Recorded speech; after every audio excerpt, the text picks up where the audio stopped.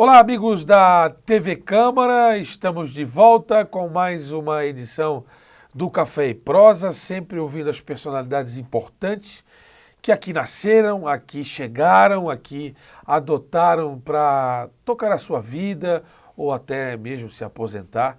E hoje recebendo uma figura importante do cenário da música nacional, dos eventos, da parte cultural.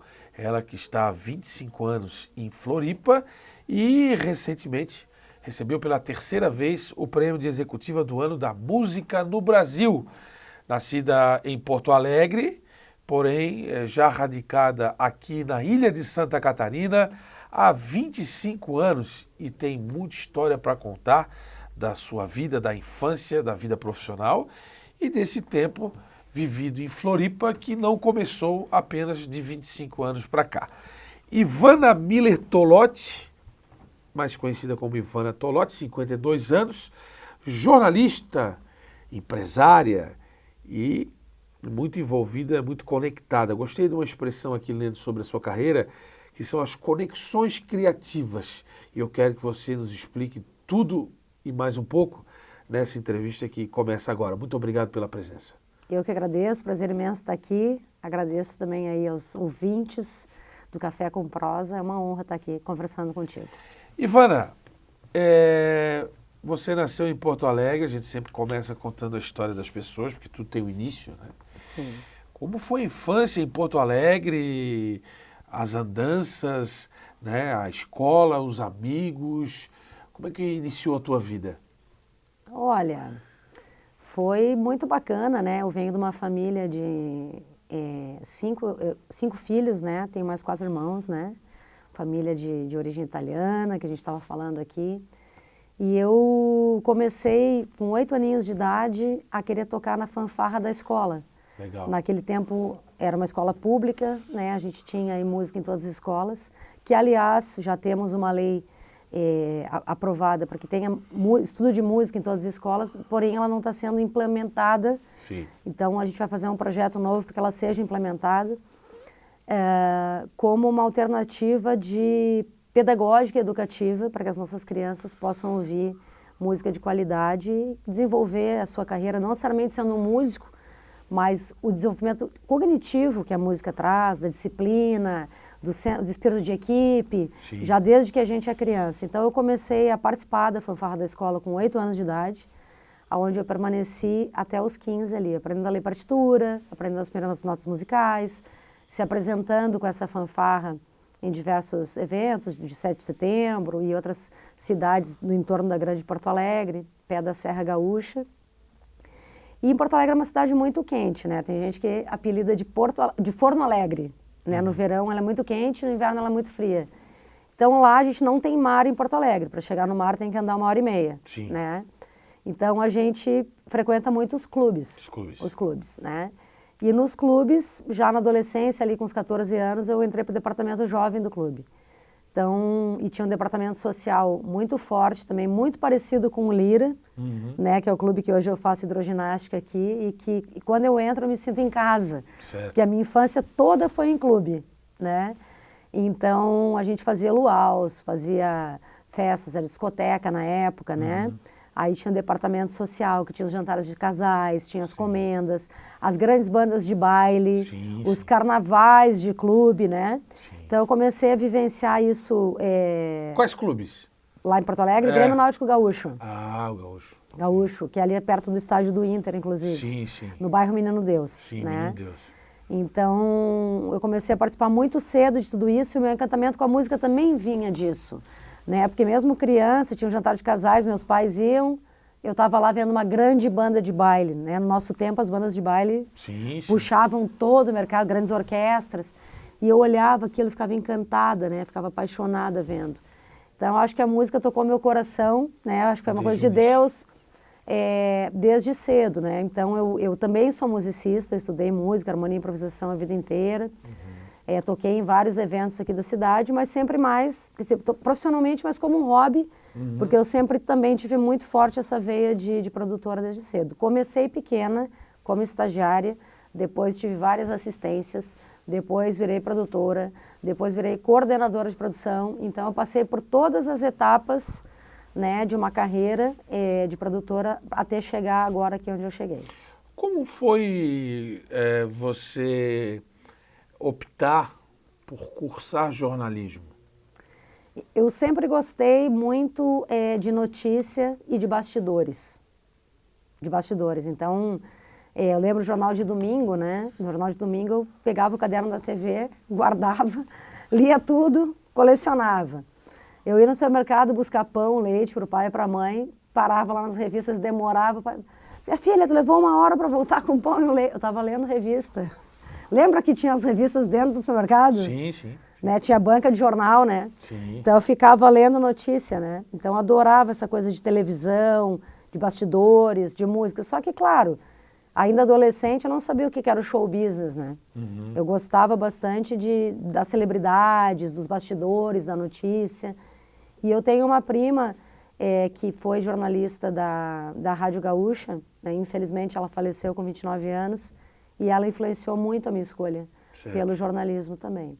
Mas o que aconteceu de inusitado é que eu fui estudar na PUC em Porto Alegre, né? Tem a FAMECOS, a faculdade de jornalismo lá é muito renomada, né? E eu queria fazer estágio, né? Eu comecei a trabalhar muito cedo também, ajudando a família, enfim. E aí eu fui parar num estágio na DC7. E a DC7 foi até o ano passado a empresa que ficou 35 anos gerenciando a carreira do Roberto Carlos. Entendi. Né? Então, não só o Roberto ela empresariava o Roberto, né? Para os shows no Rio Grande do Sul, no sul do Brasil? No mundo. Ah, no mundo? No mundo. Sediado em Porto Alegre. Em Porto Alegre, a empresa que geriu a carreira do Roberto Carlos, 35 anos, é do empresário do Dodge, que é de Porto Alegre. Curioso isso, não sabia não. Sempre foi, né? Sempre foi assim, claro, não no início da carreira do Roberto, mas os últimos 35 anos. Certo. O ano passado eles resolveram, né? Porque também o Roberto tem outra diretriz de carreira agora, né? A idade também, né? Exato, eu não quis falar isso, né? Mas enfim. Então, fui trabalhar lá de estagiária. E lá eles traziam turnê do Julio Iglesias. Sim. Levavam turnê de Daniela Mercury, Sim. de AC/DC, sabe? Para o Gigantinho. Sim. Porque não tinha essa coisa de balada, casa de show. Não, o Gigantinho era palco de muitos shows. Muitos shows. Eu vi Deep Purple, eu vi AC/DC, eu vi Santana, eu vi Eric Clapton, sabe? Sim. E muitos desses emendavam a turnê aqui em Florianópolis, né? Acredito que Rod Stewart, o Eric Clapton, me lembro de show no estádio Orlando Scarpelli. Exatamente. Roberto Carlos nem se fala. Julio Iglesias trazido por várias vezes pela RBS. Exatamente. Né? Então eles eram parceiros, a RBS lá, a RBS aqui, Sim. né? E inclusive da Globo toda, né? Por causa dessas... Filiadas, né?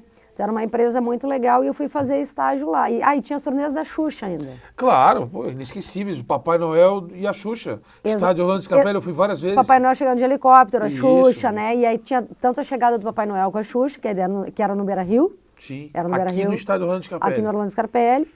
E também as turnês da Xuxa que eram no Gigantinho. Daniel Azulay, Sim. Sabe? Tinha muita coisa. Então eu fiquei 1 ano ali, que era o tempo que eu podia ficar com estágio. E aí acabou que eu nunca trabalhei diretamente com jornalismo. Porque Sim. eu já entrei para produção. Produção, eventos. Enfim. Eventos, e aí eu não quis mais sair dessa área. Então tem esse recorte lindo na minha carreira. Nesse início já tivesse contato com a Marlene Matos, não? Não. Eu era uma mera estagiária, assim, né? Mas eu chegava a ter acesso ao backstage de shows, né? Sim. Então, e era fantástico o ambiente da produtora, todo o universo, né? Essas grandes turnês, então eu ficava lá digitando coisas, estava começando a surgir o computador, né? Na verdade, era a vontade de participar da organização de eventos. E de fazer o estágio pela faculdade para ir ganhando o currículo, só que daí eu nunca mais saí dessa área. E aí, como viesse parar em Floripa?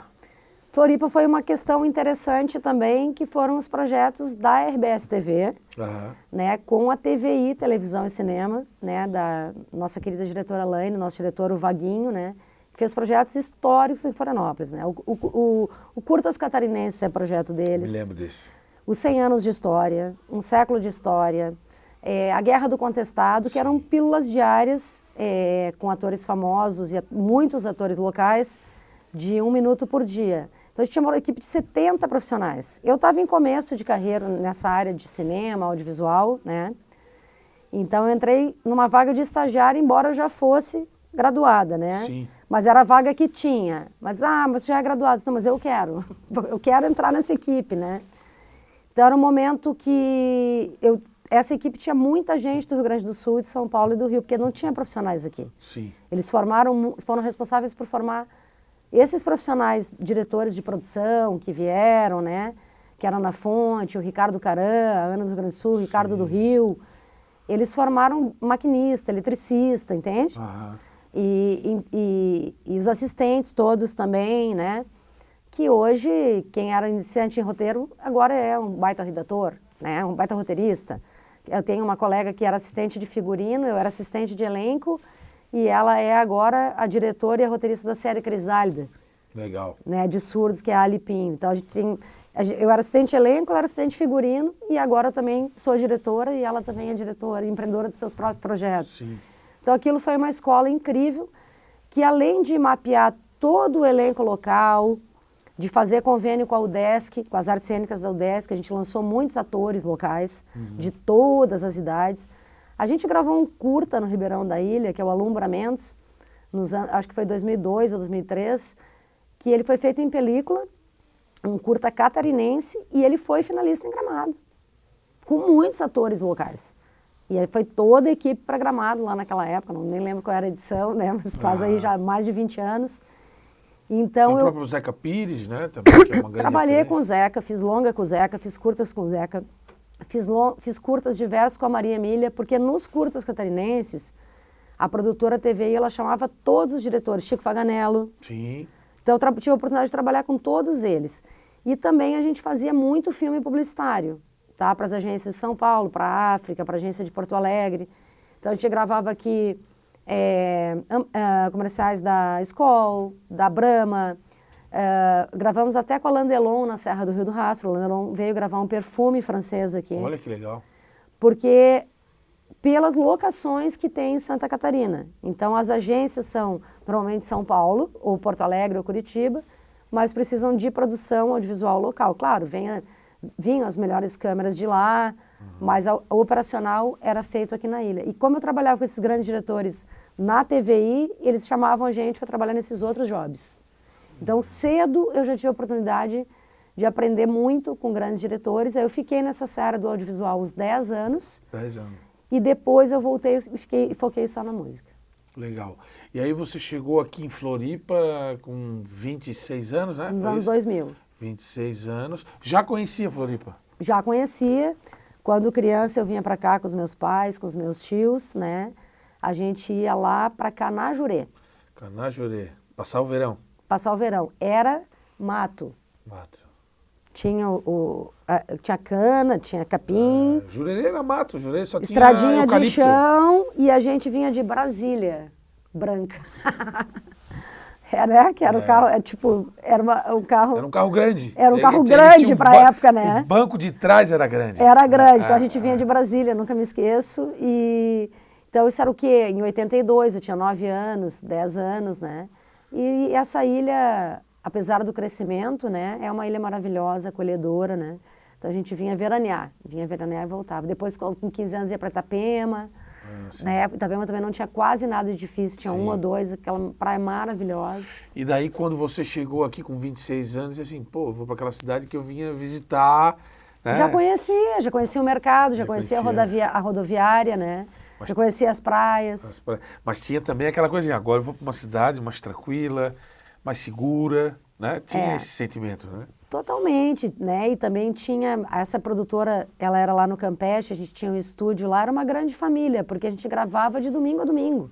70 pessoas, então a produção de conteúdo para Santa Catarina inteira, para o Rio Grande do Sul inteiro, com locações em estúdio, com várias externas, projetos históricos, resgatando, né, o patrimônio cultural e material da ilha e também do interior do estado.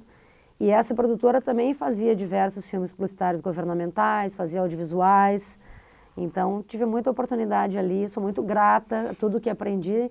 Se eu sou a profissional que eu sou hoje, que tem esse conhecimento de audiovisual, né, e de música também, e de pessoas, é graças a essas pessoas todas aí. Você contou a respeito da experiência com a música nas fanfarras do colégio, depois do estágio na produção de eventos, partindo para o audiovisual, e aí depois, já aqui em Floripa, volta para a música. Volto 100% para a música, porque eu nunca deixei a música 100%, né? Eu produzia alguns shows pequenos e tal, mas aí, ali já com 36 anos, eu falei, não, eu quero realmente, foi ótimo o audiovisual, fiz muita coisa, tenho grandes amigos, mas eu quero trabalhar com os artistas. E aí montei meu escritório, né? Montei minha empresa e comecei a agenciar shows de artistas famosos como João Bosco, Ed Mota, Jair Rodrigues, Luciana Mello, Jairzinho, né? Eles tinham show da família toda, né? O Jair ainda era vivo, né? E aí só foi, era para ser, né? E de lá para cá eu estou totalmente focada nesse artístico, em curadoria musical e no desenvolvimento de grandes projetos culturais para marcas, né? E para o público também. Legal. E como está o dia a dia hoje sobre isso? Ainda 1000 por hora ou deu uma desacelerada? Olha, esse momento, né, o mercado cultural do país está muito aquecido. Está muito aquecido, né? Aqui em Santa Catarina a gente tem a lei municipal, a gente trabalha com a lei municipal de incentivo à cultura, a gente tem as questões da lei estadual, agora deu uma... LIC e PIC, né? LIC e PIC. O PIC, infelizmente, está stand-by e ele é muito importante para o desenvolvimento da cadeia inteira, porque ele permite projetos estruturantes, então projetos de orquestras de todo o interior do estado, né? Que formam desde crianças, adolescentes, adultos, né? Permite eventos de calendário culturais, como os natais, né? Como as festas típicas, né? A valorização da cultura da serra, né?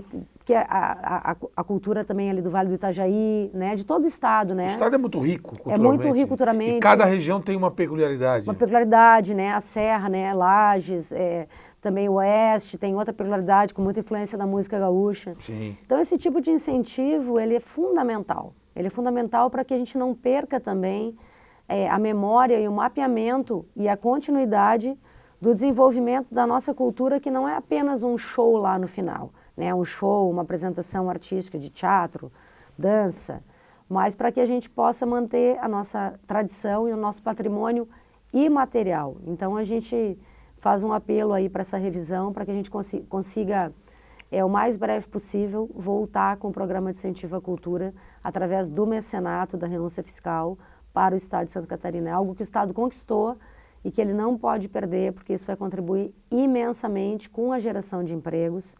E tem mais, né? A cada real investido na cultura, volta de 1 a 20 reais. O Rio de Janeiro investe 20 milhões no Carnaval, ele fatura 400 milhões no Carnaval. Sim, sim. Com a tributação dos hotéis, do consumo, dos restaurantes, da gastronomia, da logística. Então a gente tem que começar a enxergar a cultura como vetor de desenvolvimento econômico. Se a gente não tiver lazer, não tiver cultura, a gente tem mais dificuldade de reter turismo. Cultura, eu também lido com cultura e eventos. Você enfim, sabe, né? Cultura não é custo, é investimento. É investimento. Né? É investimento. E você vem de uma praça que é muito forte culturalmente, que é o estado do Rio Grande do Sul. Né? Das capitais do sul do Brasil, Florianópolis sempre foi a última no âmbito da cultura. E Porto Alegre sempre muito forte. Os shows passavam Rio, São Paulo, tal, Porto Alegre. Porto Alegre, né? E tem que ter, essa filosofia precisa mudar. Nós precisamos entrar no hall nacional e internacional de grandes shows, né? Mas aí eu queria saber de ti, essa questão do prêmio que você ganhou, que é o Prêmio Profissional da Música, o 8º prêmio, e pela 3ª vez você conquistou. Nos conte um pouco a respeito disso, né? É uma questão de reconhecimento do trabalho. É maravilhoso, né? Mas eu vou, para responder essa pergunta, pegar um gancho da tua última fala. Claro.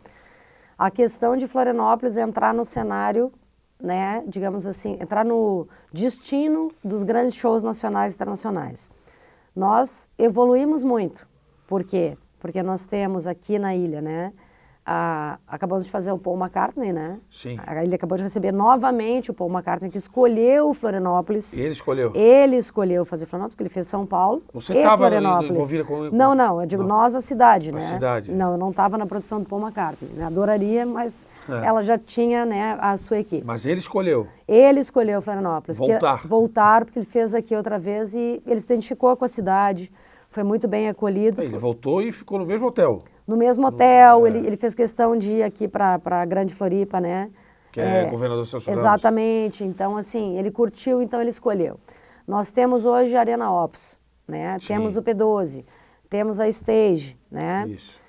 Que são casas de entretenimento que conseguem trazer muitos artistas para cá. Agora, por que pulava, tá? E aí já vou para o prêmio.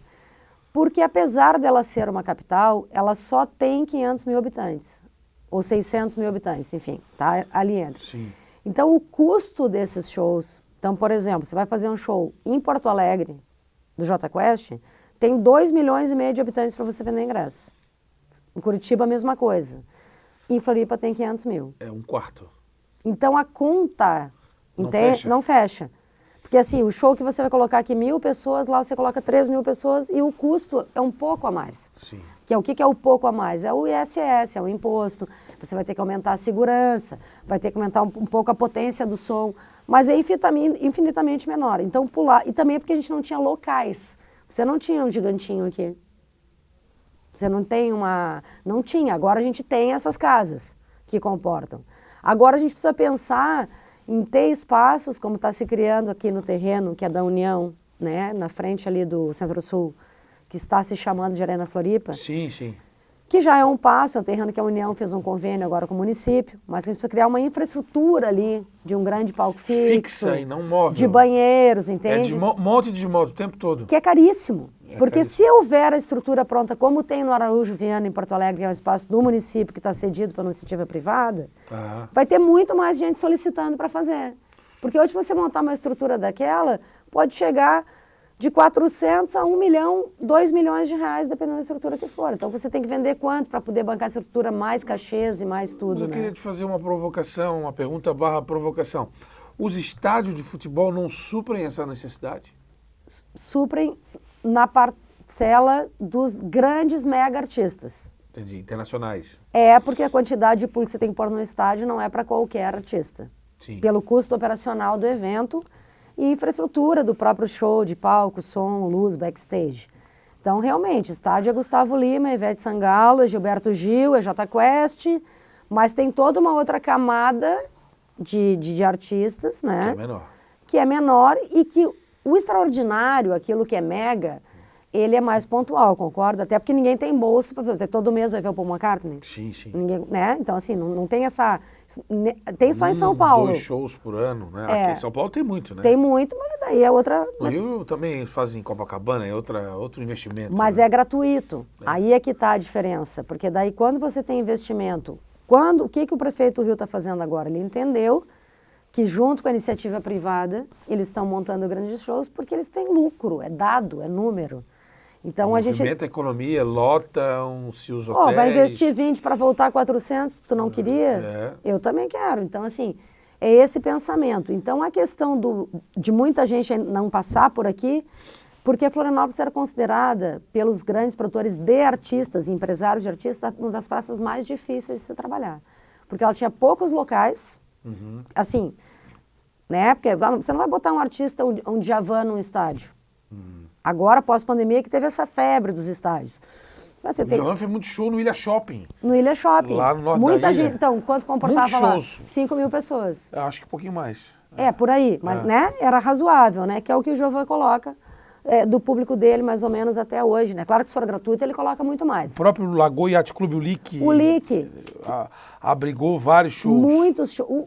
Eu vi o Gilberto Gil no Clube 12 aqui do centro. Sim. Lembra que teve um evento da RBS? Sim. Foi no início dos anos 2000. Sim. Eu conto pra turma, olha, o Gil tocou no Clube 12, aqui é Dercílio Luz. Ele chegou a fazer show no... O Roberto Carlos chegou a fazer show no ginásio do Colégio Catarinense. Veja você. Né? Mas eu digo assim, de ter um lugar, né, o público ou privado, que agora está tentando se criar Arena Floripa. Então, passava nessa rota por isso. E por isso também os profissionais daqui não tinham tanta visibilidade, porque não tinha a mesma escala de linha de produção de espetáculos, né? Sempre com bons profissionais, não é isso, mas ela é uma praça que é capital, mas ela é menor.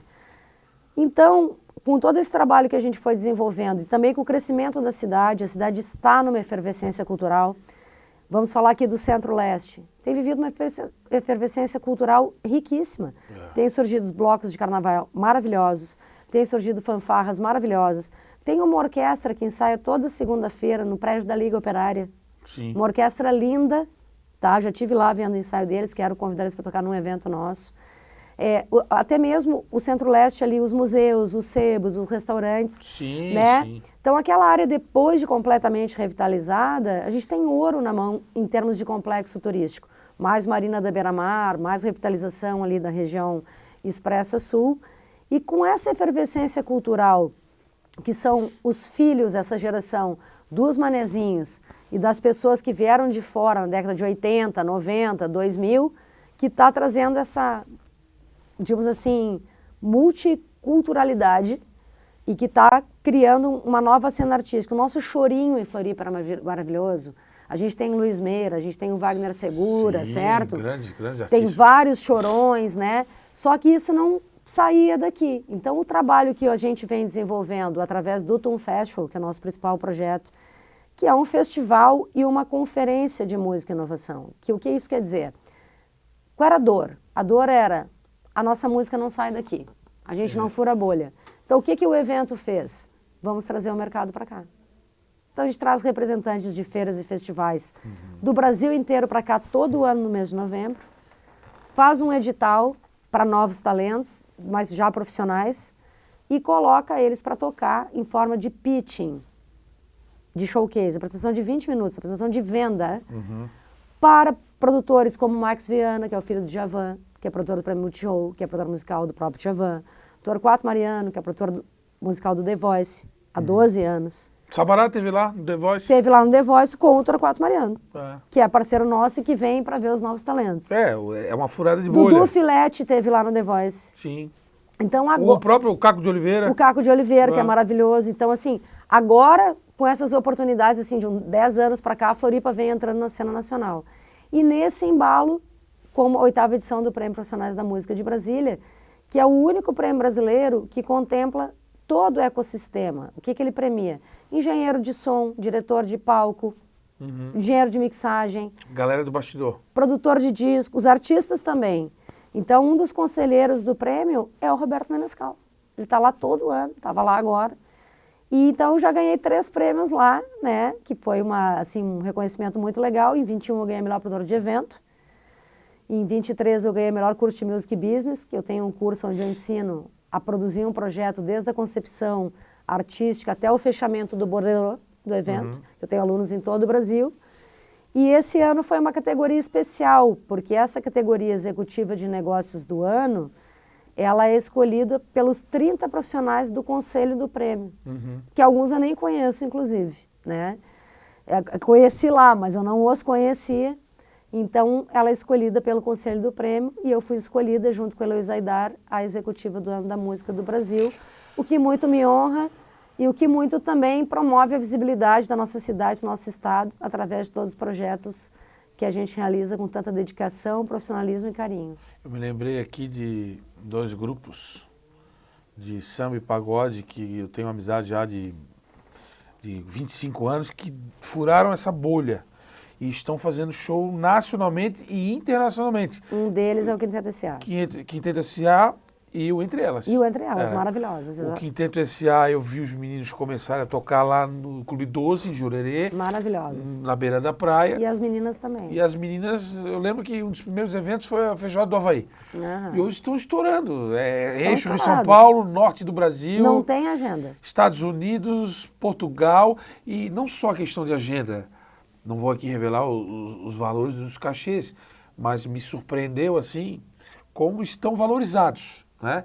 E isso é muito bom e importante para o nosso mercado, né? Isso é a prova de quantos talentos maravilhosos a gente tem aqui. É verdade. Agora, enaltecendo entre elas, que eu conheço toda a trajetória, e o quinteto também, e o quinteto eu chamo bastante para trabalhar conosco nos nossos eventos, e são maravilhosos.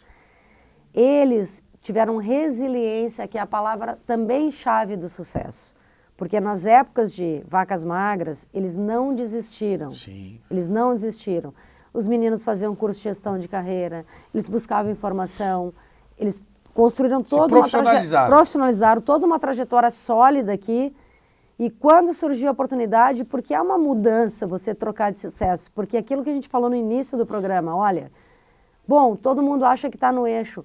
Sim, o eixo pelo tamanho populacional do eixo e o tamanho de bares, é óbvio que ele tem mais oportunidades, mas ele também tem muito mais concorrência. Exato. Porque todo mundo vai para lá do norte, nordeste, centro-oeste, sul, enfim e tal.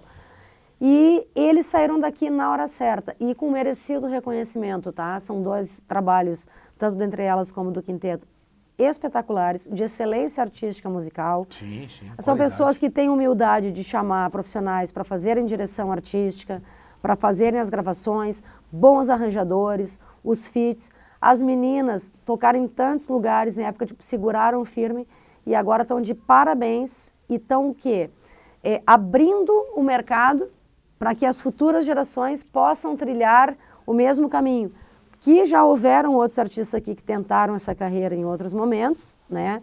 Conseguiram até chegar no eixo, mas não conseguiram se manter, infelizmente, porque é difícil mesmo. A gente vai, se frustra, volta. Mas eles estão lá e estão brilhando e isso é também um orgulho para todos nós. É orgulho que a gente nossa, né? E que teve que se profissionalizar. Eu me lembro que o Sentir Firmeza tentou dar o Sentir Firmeza, exatamente. Tentou dar esse salto e não conseguiu.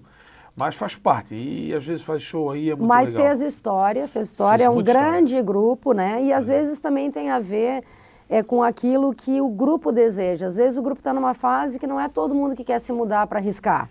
Tem isso também, a Porque vida pessoal, né? A vida pessoal, porque o quinteto se preparou e naquele momento todo mundo concordou. Olha, a hora é agora, vamos encarar, porque é tudo novo. São Paulo é uma cidade que é maravilhosa em oportunidades, mas que engole a gente. É uma selva de pedra. É uma selva de pedra. E aqui é o paraíso. Então eu gosto muito de ir a São Paulo, ir ao Rio, ir a outras cidades e voltar para Floripa, porque é uma terra de gente muito talentosa, não só, né? A comunicação, intelectuais, escritores, né? Fotógrafos espetaculares, historiadores espetaculares, né? E artistas da velha guarda. O samba, o show, o que é o Noel? Não é um fenômeno. O Noel está lotado de quinta a domingo, o tempo todo com a melhor curadoria de samba. É incrível, entende? Tem muito samba nessa cidade. Tem muito samba. Espalhados Falou do Sabará, né? Sim. A Maria Helena. O que é a Maria Helena com 80 anos cantando daquele jeito? Tem né? muitos artistas bons. Tem muito. O Desk formando, né? Elô Gonzaga aí saindo, né? Verônica Kimura com doutorado em música, né? Tem muita gente. Muitas mulheres com mestrado, com doutorado, tanto no erudito como no popular, como no samba. Marcelo, maravilhoso. Teve aqui no Semana Retrasada. Então, a nossa cidade, assim, ó, o legal disso da gente estar expandindo e quando o Tum Festival a gente traz as pessoas para cá, elas ficam encantadas com a efervescência cultural que está tendo aqui e com a beleza da nossa cidade. É verdade. Ô, Ivana, agora vamos fugir um pouquinho do ofício, né?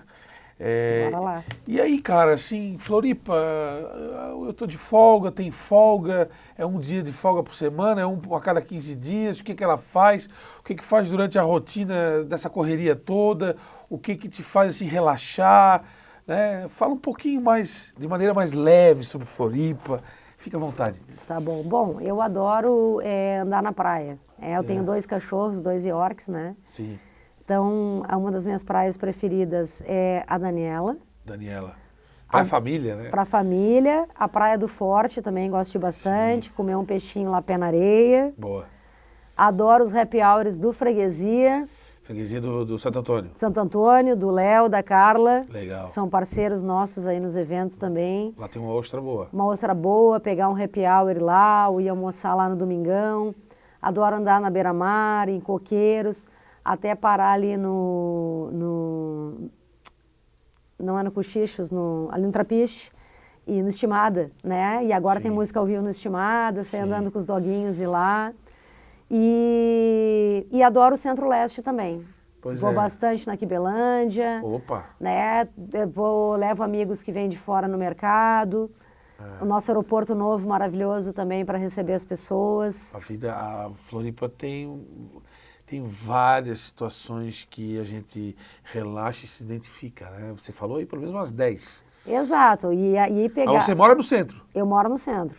Eu moro aqui aqui no centro, perto do Ípoli. Eu também moro no centro. O centro é uma cidade dentro da cidade, como virou Ingleses, Campeche, o continente, né? Jurerê também tem essa independência, né? Tem. Mas aqui me parece algo muito mais multicultural, né? Porque é a cidade velha. Né? É a cidade velha. É o princípio de tudo. Né? É a cidade velha. E aí, se a gente considerar ali, Coqueiros eram as praias até os anos 60 que a sociedade frequentava. Aqui tinha toda a questão do comércio, do poder legislativo, poder administrativo e a cultura, enfim. Né? E é tudo muito mais próximo. Né? Mas enfim, e aí assim, o que eu queria te perguntar é o seguinte, eu gostei dessa expressão, cara, assim, conexões criativas, né? É um conceito interessante, né? Isso está no teu dia a dia. Isso está no meu dia a dia. Eu bebo em muitas fontes. Lá no Prêmio mesmo, em Brasília, semana retrasada, a gente estava com o Roberto Menescal, a gente estava com o Benjamin Taubkin, que é um grande pianista brasileiro, a gente estava com outros artistas, estava com diversos jornalistas, Jores Fonseca, um dos maiores jornalistas culturais do país, escreveu para Zero Hora até o ano passado. Cara que entrevistou Tom Jobim, Elis Regina, inúmeras vezes, né? Vinícius de Moraes, que vem a Floripa todo ano no Tum Festival, é parceiro nosso, né? Então, as conexões criativas não só para o networking de negócios, mas você poder ouvir, né? Ouvir pessoas interessantes, inteligentes, né? E que pesquisam a nossa identidade cultural, que pesquisam a nossa história musical. Porque eu acho que, às vezes, o mundo está muito acelerado, a gente precisa voltar para a essência, né? Sim. Como que tudo começou, como é que os antigos faziam, né? Como é que era a música. Eu falo muito da música porque é a minha área, né? E então a gente poder, falando de leveza, né? Também ter esses momentos de troca com as pessoas daqui, né? Com a riqueza cultural que a gente tem aqui, que é gigante. Sim. E essa mistura do mar, da gastronomia, do samba, né? E das comidas típicas, né? Dos frutos do mar, e toda a paz e toda, digamos assim, as coisas boas que Floripa tem junto à natureza. Você acabou lidando com vários artistas de vários gêneros musicais. Você é especialista em música e vive isso desde a época de fanfarra. Existe um gosto especial, um gosto musical especial de tua parte, ou você é eclética e gosta de tudo? Existe, assim, eu sou apaixonada por música brasileira. Brasileira. Música brasileira, né? Desde o chorinho, a música instrumental, a bossa nova, o samba, né? E aí, também lembrando outro gancho, falando do samba, né? Que você falou que faz os eventos também de carnaval e leva pessoas de Floripa para a Sapucaí. Todo mundo tem que desfilar pelo menos uma vez na Sapucaí. E eu desfilei em 2016 na Mangueira. Minha escola. Saí naquele ano da Menina dos Olhos de Oiá, com a Maria Bethânia defendendo o samba. E tive a felicidade da primeira vez que eu desfilei ser campeã com um grupo de 14 pessoas de Floripa. A gente ficou 10 dias no Rio e a gente desfilou na ala do Cartola. Legal. Da família do Cartola. E levamos o troféu. Eu recomendo quem ainda não desfilou no Rio de Janeiro numa escola, uma aqui vez também, na vida né? fazer isso. Aqui também. Aqui também eu já saí no bloco do Havaí, tá? No bloco do Havaí? O Havaí tinha um bloco. Da Mancha Azul. Da Mancha Azul, Mancha Azul. Mas é importante a gente... Aqui na passarela, né? Ressaltar a força que tem as nossas escolas de samba, né? Tem. Cada vez mais, né? O espetáculo tem crescido e hoje temos 10 agremiações. Não choca com o Rio, porque o Rio agora é domingo, segunda e terça, e aqui é sexta e sábado.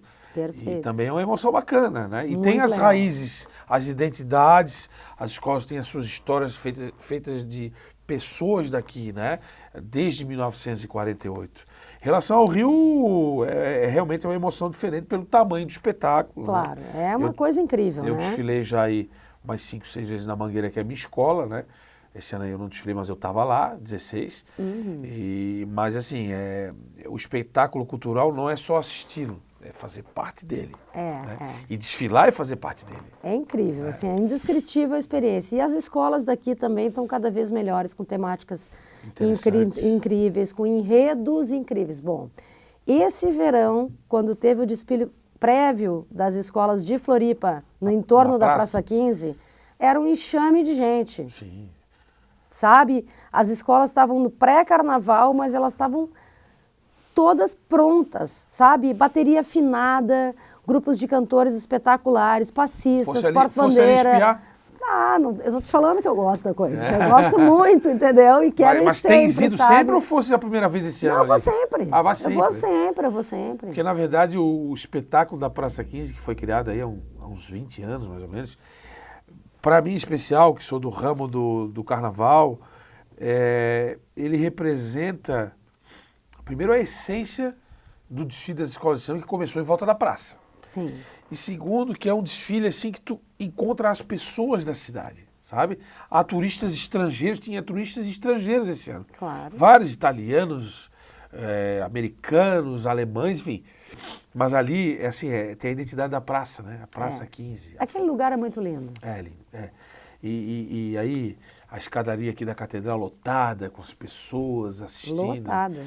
É uma coisa maravilhosa. E era pré-carnaval, né? Aí Sempre depois vem o carnaval. Então, assim, convidar todo mundo. A gente está fazendo essa campanha do Centro-Leste, a nossa produtora hoje está ali, né? E aproveitar aqui o gancho para dizer que nós vamos agora em agosto lançar um projeto novo, que é um hub criativo chamado Casa Tum e um bar temático de música também chamado Backstage Tum.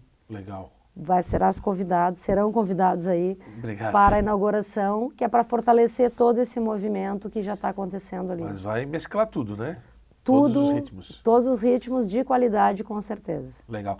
Sabe que eu me lembrei de uma coisa, lá do Lira Tênis Clube, uma pesquisa que está sendo feita para o livro do centenário. Nos anos 20, o Pixinguinha foi fazer uma excursão na Argentina e passou por Santa Catarina na volta e se apresentou no Lira Tênis Clube, no final dos anos 20. Sério? Olha só. Que resgate maravilhoso. Como a cultura já tinha passado por aqui fortemente lá nos anais, né?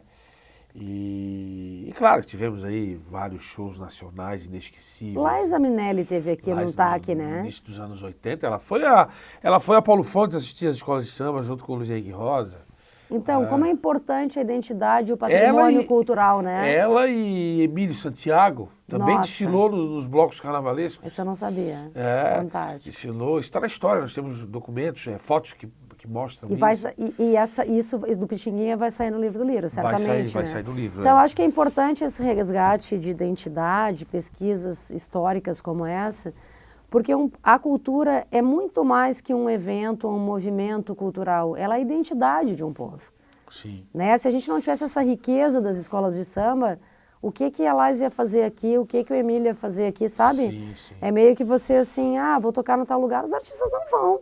Sim. Eles só vão se eles tiverem uma segurança. Não é o caso de hoje em dia, que a gente tem acesso a muita informação. Sim. Mas com certeza, para esses artistas, a Laísa que tocou no TAC, não lembro em que década, né? A Elis Regina cantou no TAC. Sim. Em comecíssimo de carreira. O TAC era palco de shows também. Palco de muitos shows. Então, assim, essas pessoas só vêm se tem alguém dizendo, validando, olha, pode ir lá, é legal, tem que ter um histórico. Senão o empresário do artista não traz o artista. Não é o caso de hoje em dia, que a formação é globalizada. Mas naquele tempo tinha que ter essa referência. E isso tudo, e aí a gente está falando também, né, de Neide Maria Rosa, né? Sem dúvida. Né? Poeta Zininho. Zininho. Né? Luiz Henrique Rosa, né? Então, assim, tem mais pessoas que foram muito importantes e muito qualificadas, musicalmente, no tempo da bossa nova, das estruturações de MPB, aqui na nossa cidade, no estado. Então é muito legal o Lira estar mapeando essa história, né, do clube como um todo, mas também dos grandes artistas que passaram ali. Dos famosos piano bar, né? O piano bar tinha nos hotéis, enfim, as pessoas se reuniam para tomar um drink, escutar uma boa música. Isso marcou época aqui na cidade também, lá nos anos 60, 70, enfim. E aí é o seguinte que eu queria saber de ti, é o seguinte, as histórias curiosas com esses artistas todos aqui, anotei alguns nomes, Alcione, João Bosco, Maria Rita Martinalha, Pato Fu, Lenine, por aí vai. Quero saber as histórias. Você gosta de bastidor, eu também gosto, né? O nosso público da mesma forma. Nem tudo eu posso contar. Claro, né? mas alguma coisa assim. Mas uma coisa que é legal, assim, que não é bem uma curiosidade, mas que a gente vem desenvolvendo no nosso trabalho, e talvez por isso também tenha nos levado ao prêmio, que é a coisa de unir os artistas locais com os grandes, sabe? Sei. Então a gente tem trazido a cultura popular. Por exemplo, nós fizemos um show com o bloco Filhas e Filhos de Eva, que é uma fanfarra linda, de 45 mulheres, com instrumentos de sopro e tambores, e instrumentos de percussão. Foram premiados aqui na Câmara com o troféu negativo. Com o troféu, né, de excelência musical, com várias graduadas e mestrandas da UDESC, enfim. E a gente colocou elas para abrir o show da Maria Gadu, por exemplo, no Freeporte, entrando em cortejo lá por trás do público. Bacana. Então, elas vieram... Assim, as pessoas... Aí é a criatividade do evento, né? Essa é a conexão criativa também. Né? Essa ousadia, porque é um bloco muito grande, 45 pessoas, e tem um show nacional. A mesma coisa a gente fez com o show do Lenine no SIC. O Lenine tocou com o filho, eram 2, a gente colocou uma banda de 45 para abrir. As pessoas no espetáculo olharam isso e falaram, meu Deus, que beleza, sabe? Colocamos a roda de choro mulheril, já viu elas? Não. Todo sábado, na frente do Bugio e da Quibelândia, 2 da tarde. Eu vi vídeos aí, eu vi vídeos. Né? Mas é todo sábado, né? Com a Natália com violão 7 cordas, toca muito. Eu pensei que era quinzenal, mas eu vi vídeos. Todo sábado, tá 2 anos esse grupo. E aí tem o grupo também muito bom, que é o Samba da Buia. Samba da Buia, tem vários agora, né? Tem o Samba da Antonieta. Tem Samba da Antonieta. Né? Tem a Fanfarra da Ponte. E aí...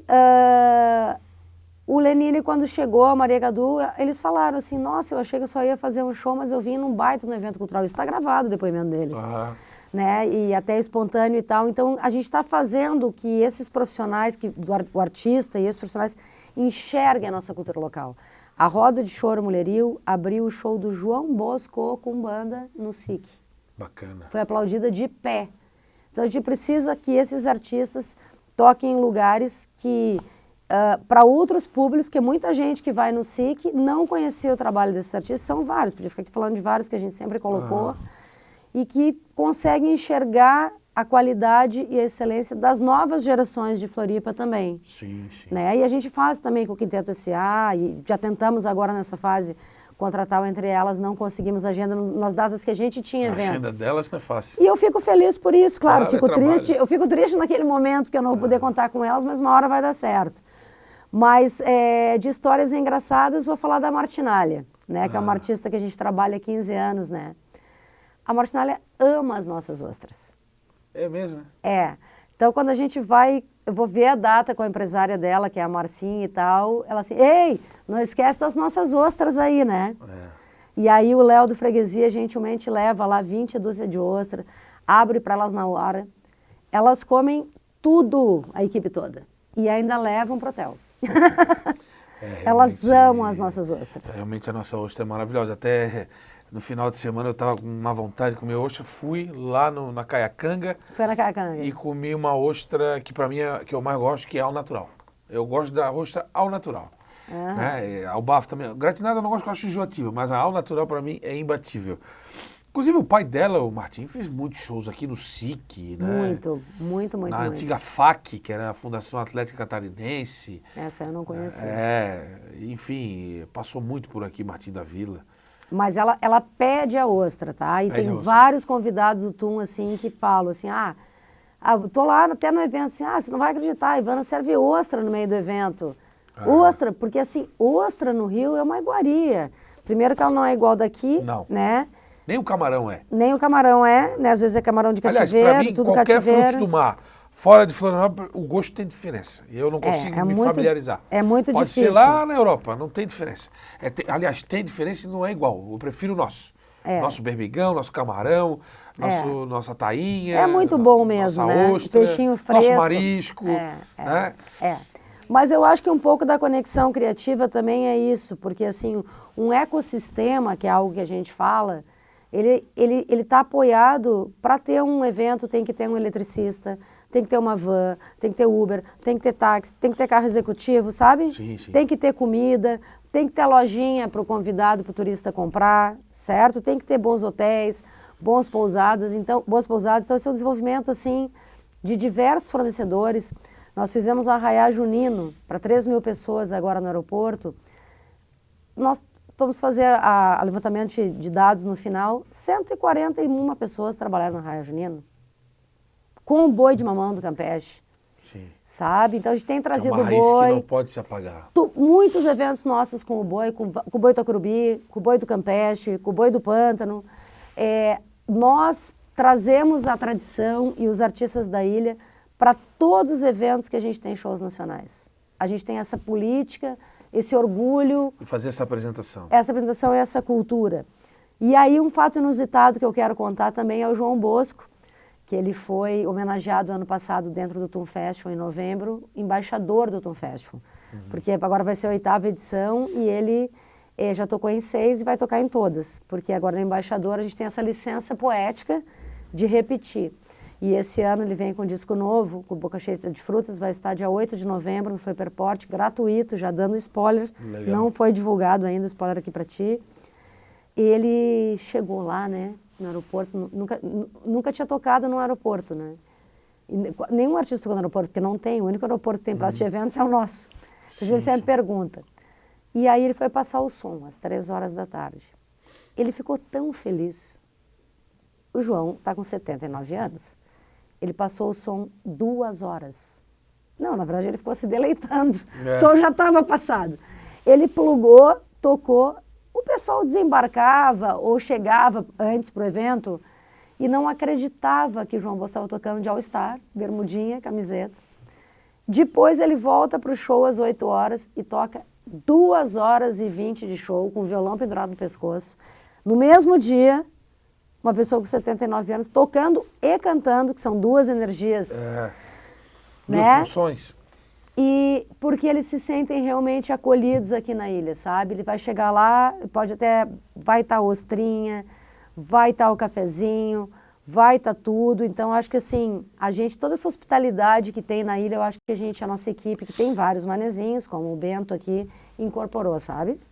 Bacana Incorporou. Demais. E isso é incrível. Então, assim, hoje a gente tem João Bosco, um dos maiores gênios da música vivos brasileiro, como embaixador de um evento de Floripa, manezinho, e isso é uma coisa incrível, mas a gente trabalha com os artistas de renome e leva junto todos os artistas da terra. Esse é um legado que a gente vai deixar com muito orgulho, com muito mérito. A gente não é uma empresa de entretenimento e não tem nada contra, apenas, a gente também é um pouco, mas a gente faz questão de trazer as nossas raízes em tudo o que a gente faz. E isso é uma alegria imensa para todos nós, que nos enche de orgulho, porque os artistas que a gente tem colocado daqui têm sido ovacionados, aplaudidos de pé, pedido bis, ele está antes de um show do artista de renome, e as pessoas ficam encantadas. Nossa, Ivana, que artista é essa que eu não conhecia? Que artista é esse? É do samba, é a Verônica, uma é outra, é o samba da Antonieta. Então a gente tem orgulho de pegar os nossos artistas e mostrar para os outros artistas que não são daqui e também para os nossos convidados que não são daqui. Eu anotei aqui 3 pontos que durante a entrevista vão surgindo. Legal. E se eu não anotar, esquece. Mas é para a gente ir nessa reta final. Só vou encerrar, está acabando o horário, mas eu vou encerrar fazendo esses questionamentos. Por favor, eu quero ouvir a tua opinião.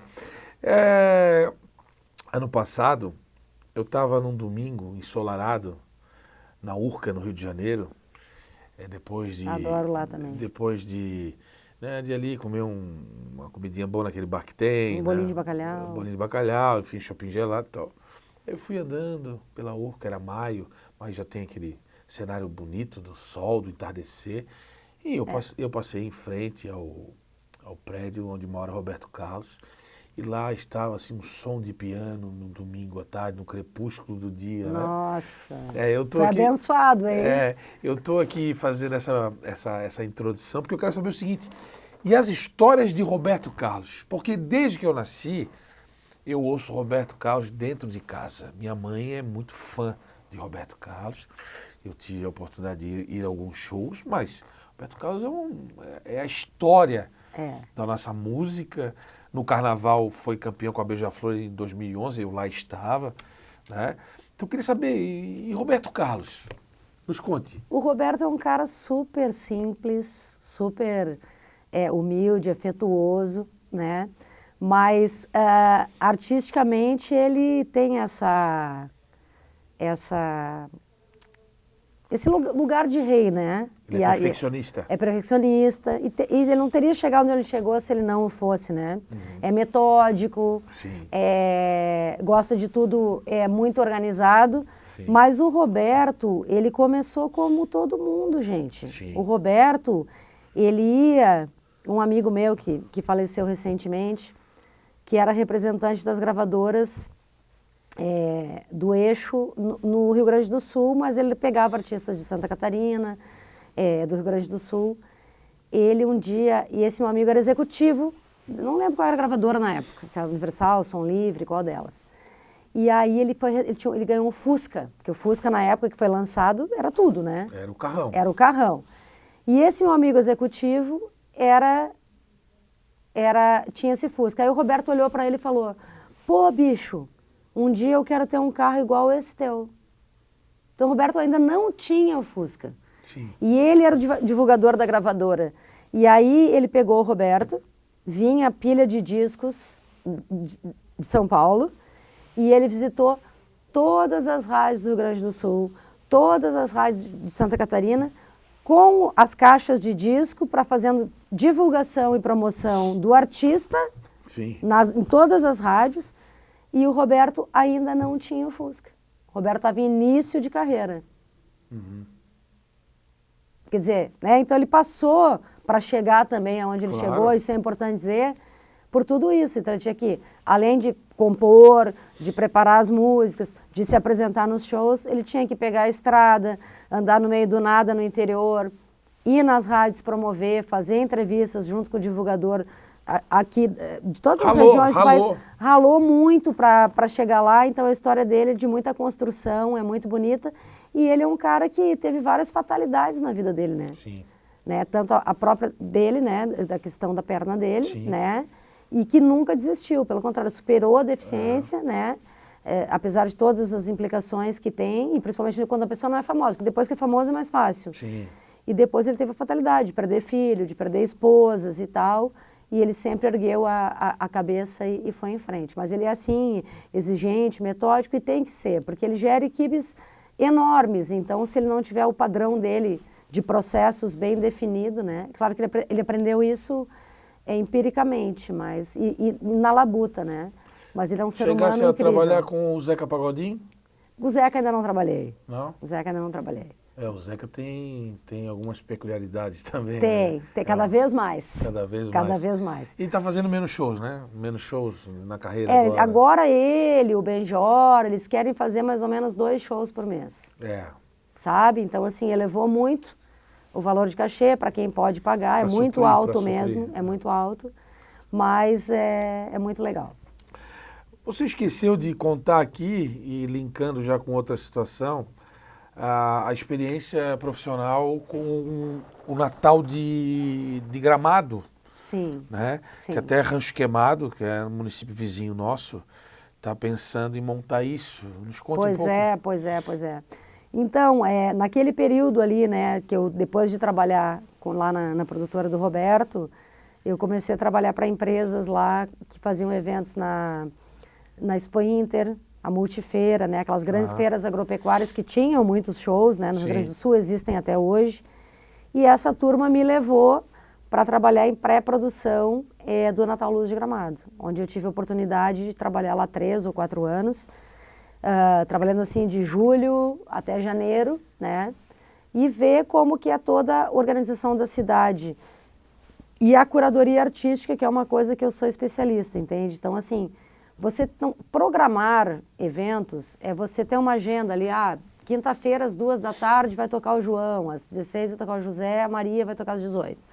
Isso é preencher a agenda. Agora, você saber pesquisar aonde estão as atrações que vão encantar o público, como uma inovação, dar o tiro certo através de uma pesquisa. Olha, o que está rolando em New Orleans, o que está rolando em São Paulo, quais são as companhias de teatro que podem fazer musicais, quem é o melhor costureiro, quem é que vai fazer a cenografia para a gente, quem é que vai bolar a iluminação cênica. Isso eu pude muito ver acontecer em Gramado.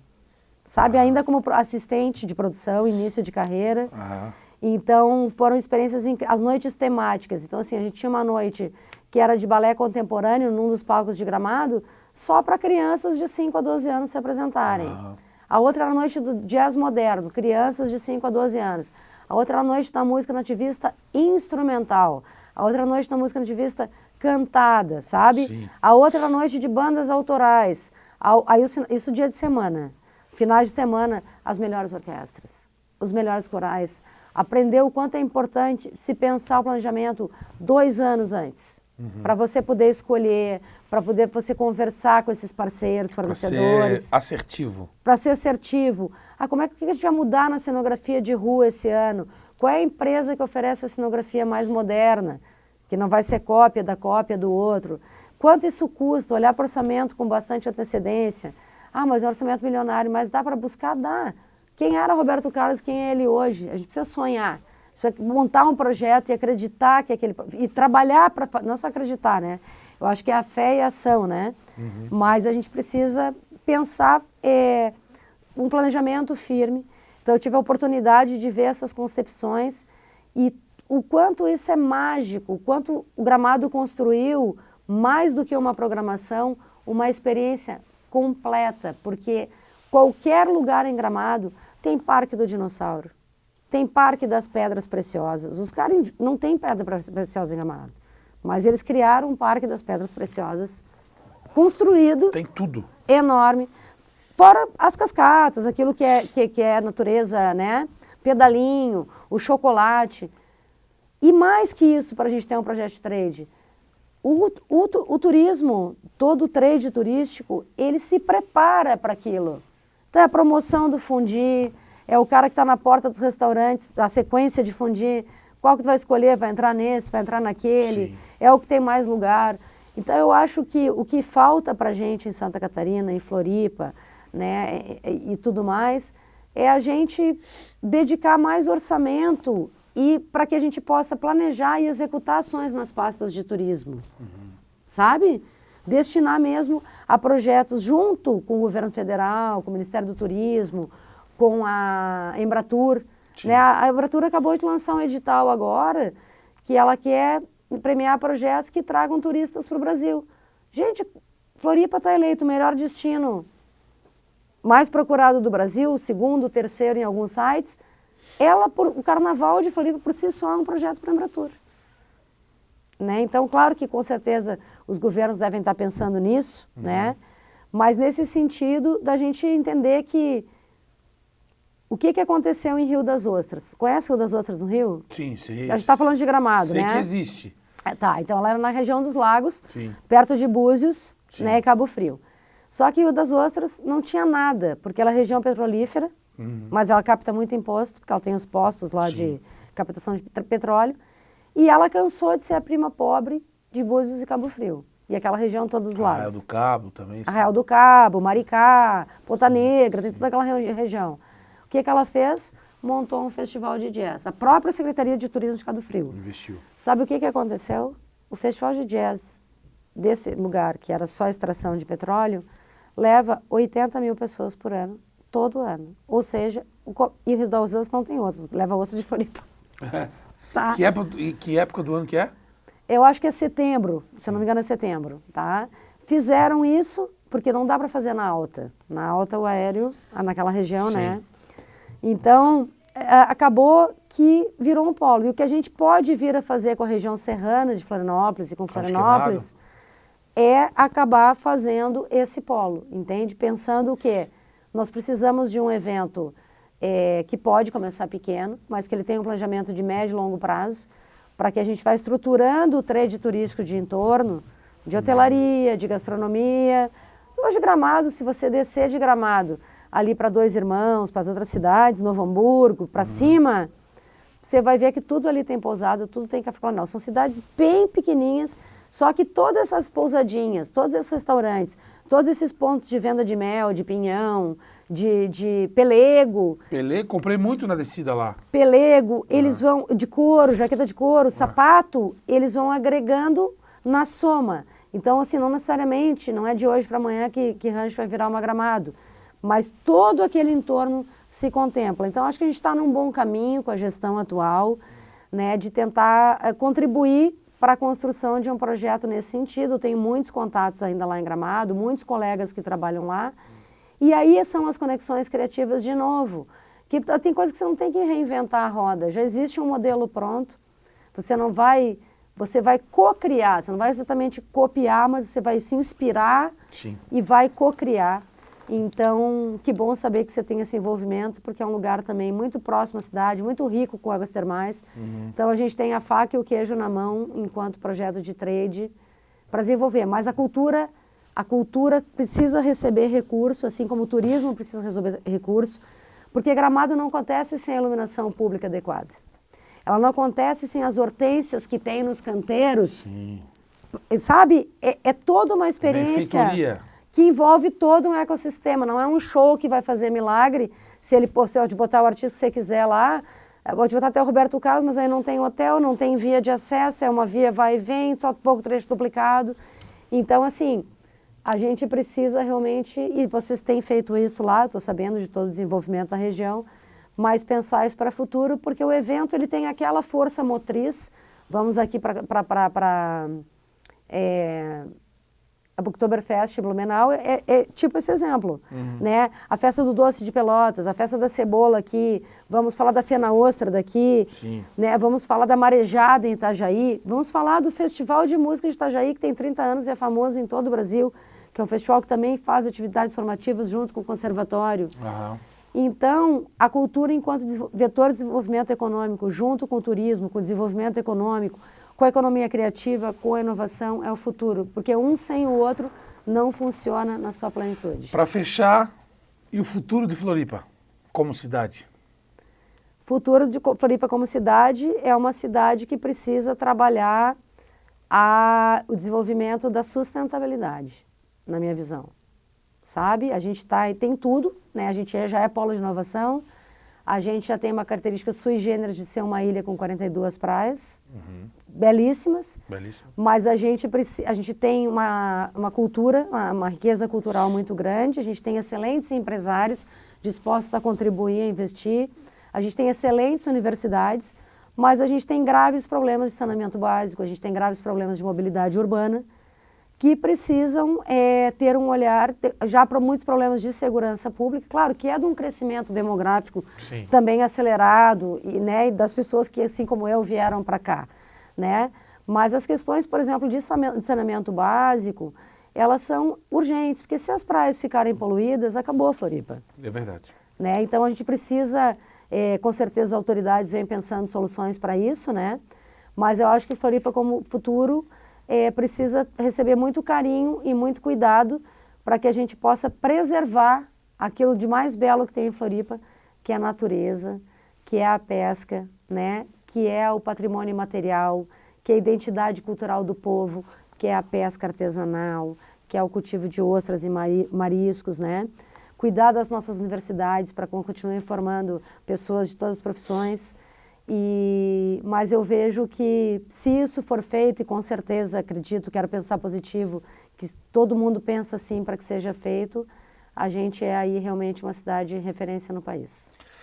Ivana Miller Tolotti, muito obrigado pela sua presença aqui no Café e Prosa da TV Câmara. Tenho certeza que as histórias contadas por você e a sua história ficarão para os anais dessa cidade. Obrigado. Muito obrigado. Eu que agradeço, parabéns aí pela excelente entrevista. Obrigada. Valeu. Ivana Tolotti aqui no Café e Prosa da TV Câmara, que tem a supervisão técnica de Tiago Veríssimo e a direção geral da jornalista Carla Silveira. Um abraço e até a próxima.